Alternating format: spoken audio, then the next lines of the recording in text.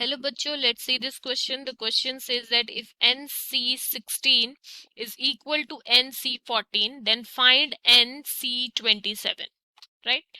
So यहाँ सबसे पहला स्टेप हमारा होगा की कॉन्सेप्ट. सो यहाँ पे की कॉन्सेप्ट यूज करने वाले हैं हम. NCR इज इक्वल टू क्या होता है NCR का? n फैक्टोरियल अपॉन में r factorial n minus r factorial. और यहाँ पे जो ये n होता है ये हमेशा greater than equal to r होगा, राइट? अब हमें गिवन क्या है? हमें गिवन है कि NC16 जो है ये इक्वल है NC14 के. की कॉन्सेप्ट अगर हम LHS में अप्लाई करें तो R की जगह हमारा क्या आएगा? 16.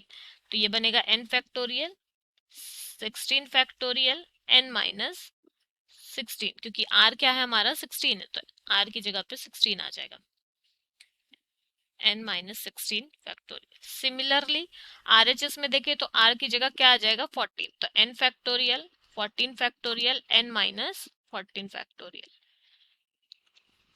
n फैक्टोरियल दोनों साइड था तो कट हो जाएगा. सो ये बना 1 factorial upon 16 factorial n minus 16 factorial equal to 1 factorial upon 14 factorial n minus 14 factorial.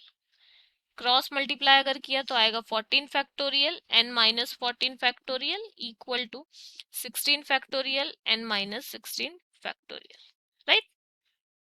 अब हमें यहाँ पे देखना है कि 16 तो ऑब्वियसली 14 से बड़ा है, तो 16 को हम 14 के टर्म्स में एक्सप्रेस करेंगे, मींस 14 फैक्टोरियल को एज इट इज रखेंगे.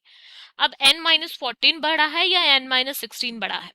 तो अगर हम देखें तो n माइनस 14 बड़ा है, क्योंकि आपने किसी पॉजिटिव नंबर में से सिर्फ 14 माइनस किए हैं और यहाँ क्या कर रहे हैं? उसी में से 16 माइनस कर रहे हैं. तो यहाँ पे छोटा n माइनस 16 में छोटा नंबर मिलेगा आपको और n माइनस 14 में बड़ा नंबर. तो यहाँ पे जो बड़ा है उसको हमको छोटे के टर्म्स में एक्सप्रेस करना है. सो n माइनस 14 को आपको किसके टर्म में लेके आना है? n माइनस 16 के. सो यहाँ n माइनस 14 आएगा. नेक्स्ट क्या होता है? माइनस वन करते जाना है हमें. सो n माइनस 14 माइनस 1 किया तो n माइनस 15 आएगा. माइनस 1 वापस किया तो n माइनस 16. यहाँ पे आपको आके रुक जाना है.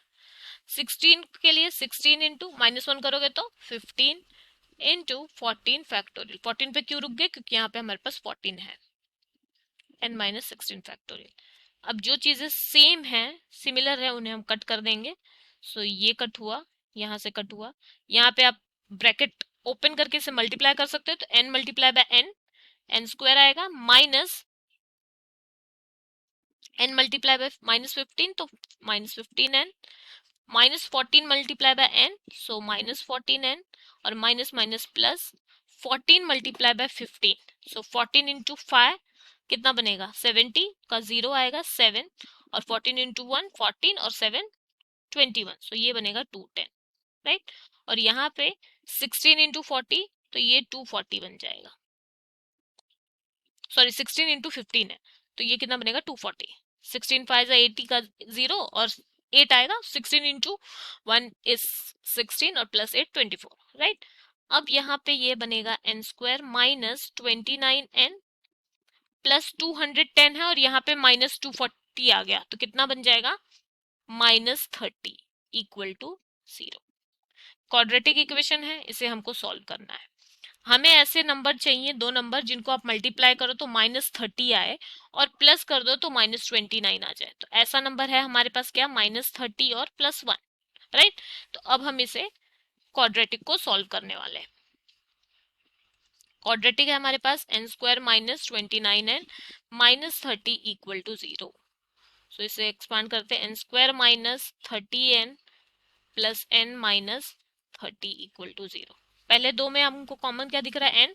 सो बचेगा n माइनस 30. फिर कॉमन क्या दिख रहा है? कुछ नहीं, तो 1 आएगा. n minus 30 equal to 0. So ये बना n minus 30 n plus 1 equal to 0. So either n minus 30 is 0 और n plus 1 is 0. So यहाँ से या तो n 30 आ जाएगा या फिर n जो है वो -1 आ जाएगा, राइट?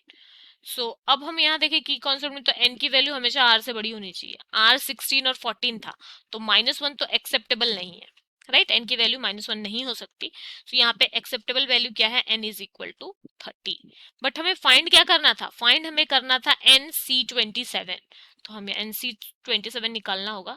NC27, n की वैल्यू तो 30 आ गई, मीन्स आपको 30C27 निकालना है, राइट। सो यहाँ पे की कॉन्सेप्ट अप्लाई करेंगे तो क्या आएगा, 30 फैक्टोरियल अपॉन में 27 फैक्टोरियल और 30 माइनस 27 फैक्टोरियल। सो ये हुआ हमारा 30 फैक्टोरियल अपॉन में 27 फैक्टोरियल। 30 माइनस 27 कितना बनेगा, 3 फैक्टोरियल। 30 को अब हमको क्या करना होगा, 27 के टर्म्स तक ले जाना होगा, तो 30 into 29 into 28 into 27 factorial upon में आ जाएगा 3, अपॉन में मेरे पास 27 फैक्टोरियल भी है तो पहले वो लिखते हैं, 27 फैक्टोरियल मल्टीप्लाई में 3 फैक्टोरियल को एक्सपेंड किया तो 3 इंटू 2 इंटू 1। अब क्या कट हो रहा है, ये 27 फैक्टोरियल से कट हो गया, 3 इसे 10 आ जाएगा, 2 को इसे कट किया तो 14 आ गया, राइट।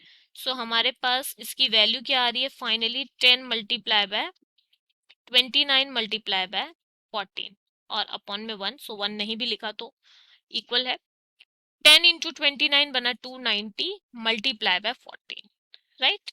सो 290 मल्टीप्लाई बाय 14 कितना होता है, ये बनेगा 4060। सो देयरफॉर हमारा जो NC27 निकालना था, NC27 जिसको हमने क्या निकाला 30C27, बिकॉज n की वैल्यू 30 आई थी, ये हमको मिल रहा है 4060। Hope you understand it well, best of luck, thank you.